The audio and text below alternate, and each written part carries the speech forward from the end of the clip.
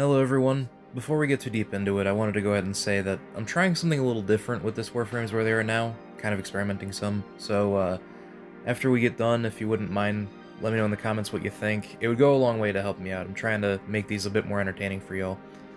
But anyways, without further ado, let's get into it. I suppose it's time to talk about the speedster, Gauss. Let's roll right into it. Base stats on a level 30 Gauss Prime are 370 health, 650 shields, 185 armor, 225 energy, and 1.5 sprint speed.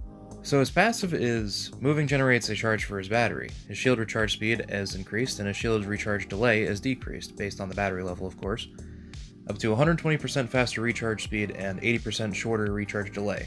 Alright, so I both love and hate this passive. The shield recharge is amazing, helps his survivability if you lean into it, but the battery itself, well, it fits his theme, but the fourth ability in particular makes it kind of frustrating, which we'll get into when we get there. So as for his first ability, well, that's Mach Rush. You can tap cast to dash forward a little bit, or you can hold cast to start sprinting continuously. You could barrel enemies over by running into them, and crashing into solid objects sends out a shockwave of damage. Unfortunately, the speed of Mach Rush is only affected by sprint speed mods. I kind of wish that ability strength did work with it, but I kind of understand why not, because you can get some hilarious speeds out of it. But anyways, Mach Rush does help fill the battery, which is very much so needed, in all honesty. But I do quite enjoy Mach Rush. It is fun zipping around at questionable speed, even if you end up running off of cliffs or into every obstacle known to man. As for the first ability augment, we have Mach Crash, which is slamming into solid objects creates a, Suck. Yeah, that.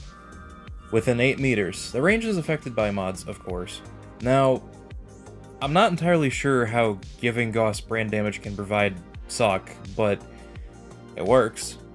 I don't personally use Mach Crash, but I can see the appeal, especially in tandem with the bleed procs from Kinetic Plating. Speaking of Kinetic Plating, that is his second ability, which allows you to generate an armor plating that absorbs impact / puncture, heat, cold, and blast damage and convert it into energy.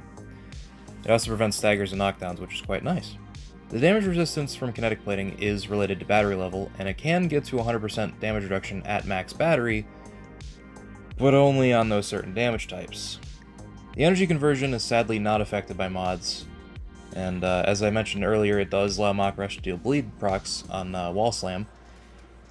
I don't typically use this ability, I ended up helmeting it off, but hear me out. I have a setup that kind of defeats the purpose of this, other than the bleed procs. But we'll talk about that when we get to the build segment. Moving on, we have his third ability, Thermal Sunder, which allows you to tap cast to generate an area of cold damage and charge the battery, or you can hold cast to generate an area of heat damage and deplete some battery. Cast one and then the other to deal blast damage and knock the enemies on their ass. The nice thing is, a double cast of cold will straight up freeze enemies, and you only have to cast once to freeze if your red line is active and the battery is maxed. Also, if redline is active, the blast cast will armor strip, and it doesn't take much strength for it to be a full armor strip. I do love this ability. It could be absolutely fun to use as just damage and crowd control. I love to lock down tiles with it, because, I mean, who doesn't like locking down tiles? But yeah, no, it's very fun. This also has Helmet ability, so you have potential of putting it on other frames to use it for their wackiness. And believe me, I do. And as for the augment, we have Thermal Transfer. That is, allies in range gain 75% bonus elemental damage for 30 seconds. Heat on heat, cold on cold, and blast on both. The damage and duration are both affected by mods. Now, one thing the mod doesn't tell you is the timer doesn't start until you leave the Thermal Sunder, and it does refresh if you come back to it. I do use this augment myself, and it makes Thermal Sunder an even more fun ability to use, and it also makes Gauss a pretty solid weapons platform in tandem with his fourth ability and this, of course. Last but certainly not least, we have his fourth ability, Redline. Now, as to what this does, well, buckle in, it does a lot. It channels the battery, allowing you to supercharge his abilities, as well as increasing fire rate, attack speed, reload speed, and casting speed, all based on the battery.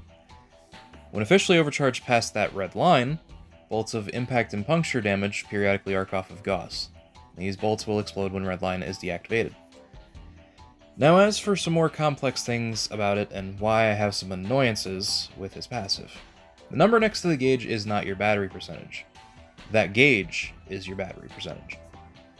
That line is also 80%, not 100%. The percentage number actually indicates how much battery is kept upon deactivation of redline.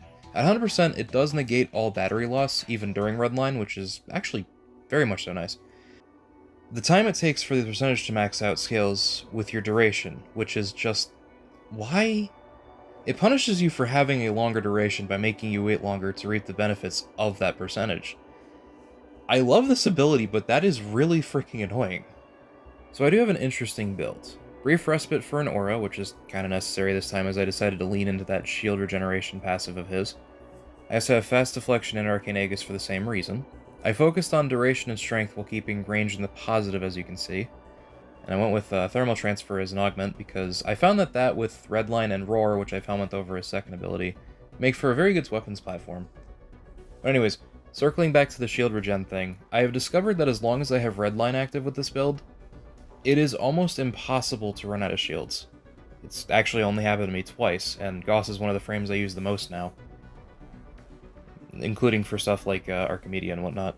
But anyways, as for Archon Shards, I have a Tau Forged Red for his strength, I have a blue for his shields, I have a yellow for cast speed, and 2 purple for gaining energy from health and vice versa.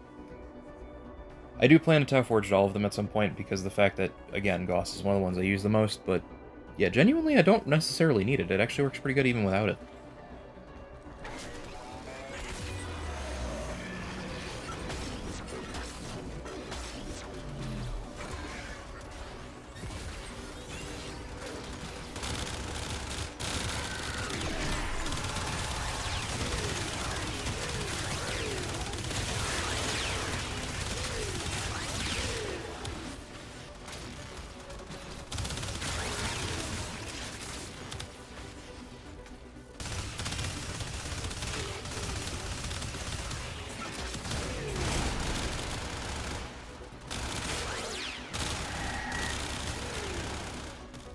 Alright, so final thoughts on Gauss. I genuinely really enjoy him. He is one of the 3 frames I use the most these days. Usually it's either him, Lavos, or Gyre.